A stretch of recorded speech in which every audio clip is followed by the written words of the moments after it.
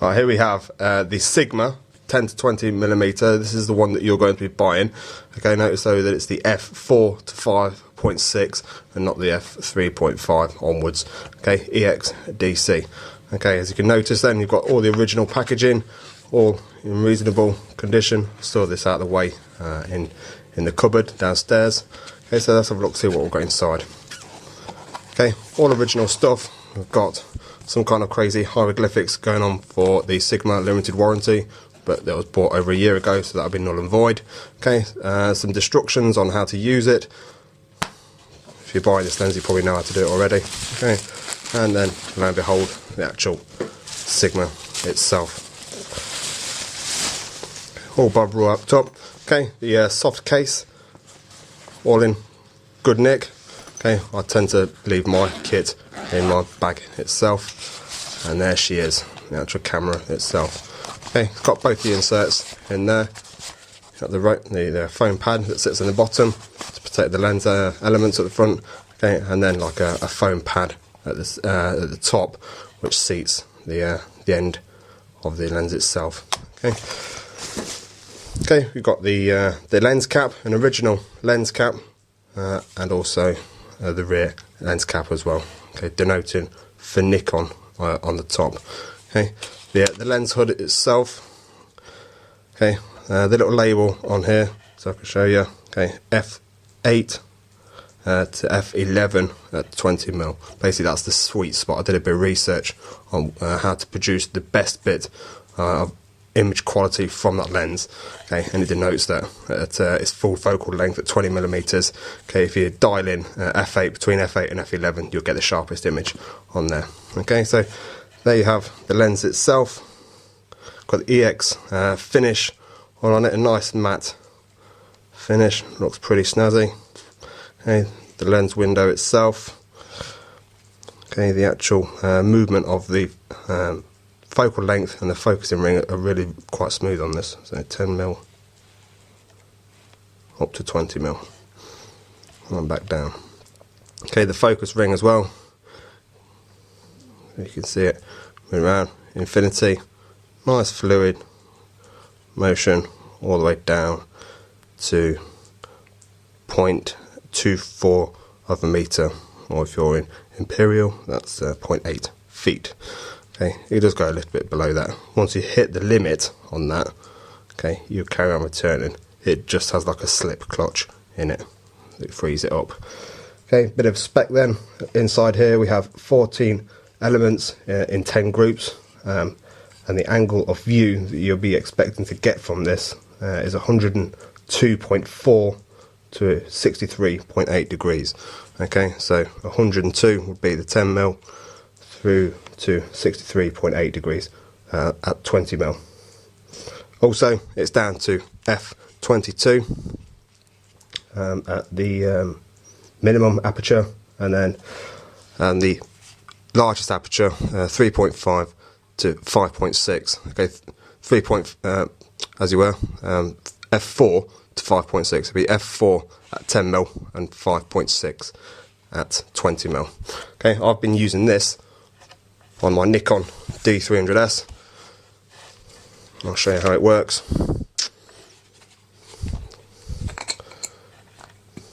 Okay, you can see inside it's IF, internally focused, so you see the element come up and down. Okay, reasonably well, very well kept lens. All the connections are nice and free and clean. You got your red dot to line up with your camera. Okay, and then there you have the lever to operate the blades inside. Okay, so I'll just mount it onto my Nikon for you. Okay, that's it fitted. Front element then, nice and clean. Okay, I used to keep a filter on this one, but I've put it elsewhere for the moment. I don't know where I've put it because obviously I'm selling it. If I can hunt it out for you, okay, I'll throw that in as well. I also use ND grads and solid state P filters to do a bit of landscape photography. Okay, the filter thread that it takes on there is a 77mm thread. Okay, that's not coming with it, but I'll show you how that works as well in a minute. Okay, these were cheap as chips. If you're going to buy this lens, I thoroughly recommend that you go ahead and buy one of these. I'm just going to show you this one as an interest factor, so you know what it is that you're actually getting yourself into. Okay, this is one from my other lenses, so if I just pop that off, I think I paid around about, I don't know, 25 quid, if that. Okay, so that just slots on over the front. Okay, and then I can rotate the bracket that holds onto the P filters. Okay, and you can stack these up, they just slot in top, like so, so that you can have whatever stop grad is at the top of it, versus a nice clear lens at the bottom. Right, you can stack them up 3 high. You can also slap in there a circular polarizer as well. Right, so if you're going to buy this lens, I would thoroughly recommend that you also go and buy one of these. But like I say, I'm not selling that one with this bit of kit. Okay, so if I just nip that converter ring off out the 77mm thread on the end of the lens. Okay, I will now stick on the lens hood. Okay, it's a Puckergen Sigma lens hood. I previously broke one of these on one of my other lenses.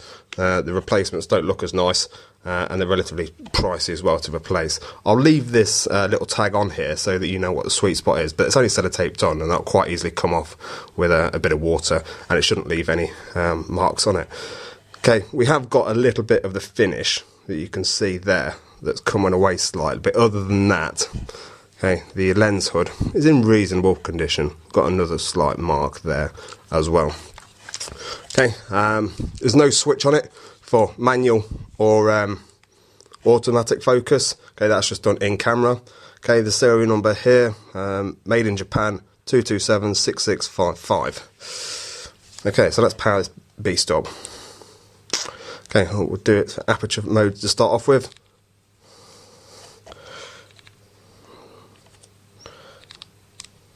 Go. What am I doing?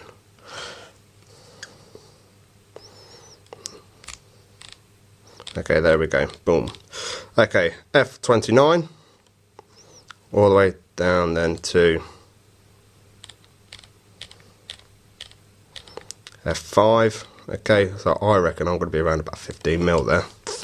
Oh, not far off. Okay, so if I crank that down to 10mm, okay, then stick that down to f4. Okay, if I now shift that up to 20mm, okay, that f4 will creep all the way up to 5.6. So looking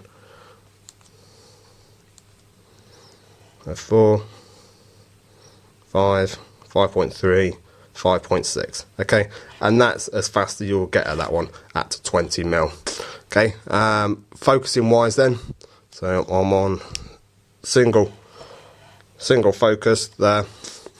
Okay, select I don't know, single point there, point away, 3 to infinity, so crank it all the way down. Okay, you should be able to see how nice and smooth that is.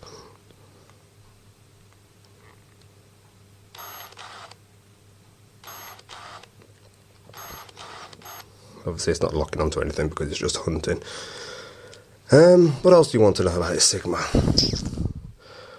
HSM stands for hypersonic motor, so it's relatively quiet in operation. You're not going to start scaring anything away that you want to get close with it, although you can't get that close with these lenses. You have to do a bit of research to find out what the minimal focal length is.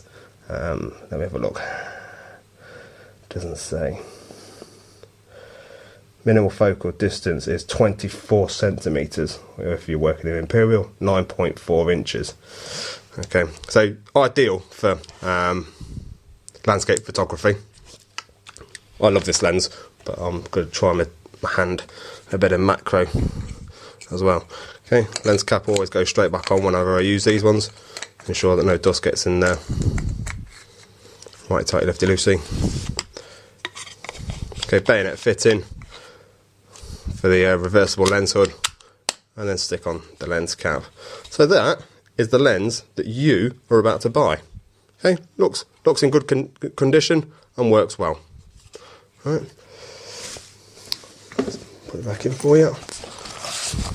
Sits in its bag, put to bed. Okay, next job is for you to click buy it now, and then I'll stick this in the post off back to you. Thank you for looking. Oh, actually, there's a bit of a show and tell. I'll put on a picture for some of the stuff that I've been able to use with this lens, but also with my grad filters and a bit of Photoshop trickery. Right, I was quite impressed down at Durdledore. Catch you later. Bye bye.